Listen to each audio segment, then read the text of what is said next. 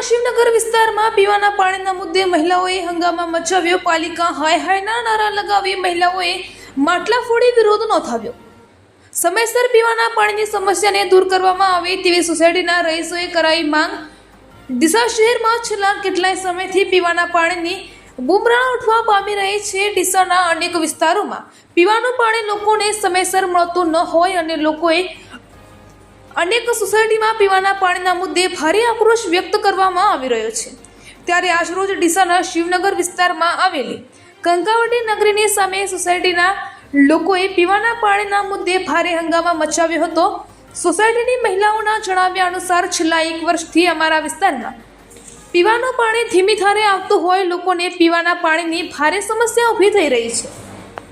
વારંવાર ચૂંટાયેલા સભ્યોને અને પાલિકા કચેરી ખાતે રજૂઆત કરવામાં આવી હોવા છતાં આજ સુધી ચૂંટાયેલા સભ્યો દ્વારા પીવાના પાણીની સમસ્યાને દૂર કરવા માટે કોઈ પણ પ્રયત્ન કર્યા ન હોય। સોસાયટીમાં પાણીના પુકારો પડી રહ્યા છે। ત્યારે આજે મહિલાઓમાં ભારે આક્રોશ વ્યક્ત કરાયો હતો। જ્યારે સોસાયટીના રહીશ મનુભાઈ રબારી દ્વારા જણાવ્યું હતું કે તેઓ દ્વારા વારંવાર ડીસા નગરપાલિકાના પૂર્વ પ્રમુખ રાજુભાઈ ઠક્કર સહિત ચૂંટાયેલા સભ્યોને લિખિતમાં અને મૌખિકમાં રજૂઆત કરવામાં આવી છતાં પીવાના પાણીના મુદ્દે કોઈ વ્યવસ્થા ઊભી કરવામાં આવી નથી।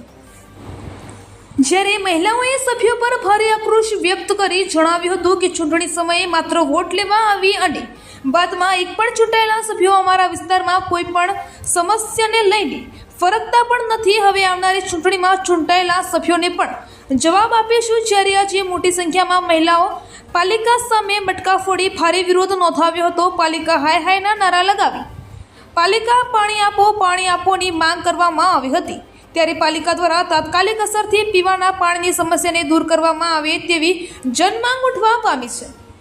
પરમાર આરતીબેન મુકેશભાઈ, શું તકલીફ છે અહીંયા? સર પાણી આવતું નથી। છેલ્લા 12 મહિનાથી તકલીફ છે પાણીની। હવે આવી ગરમીએ તો પાણીની તો જરૂર પડે ને। હવે આમથી આમ નાવા પૂરતું પાણી થતું નહીં।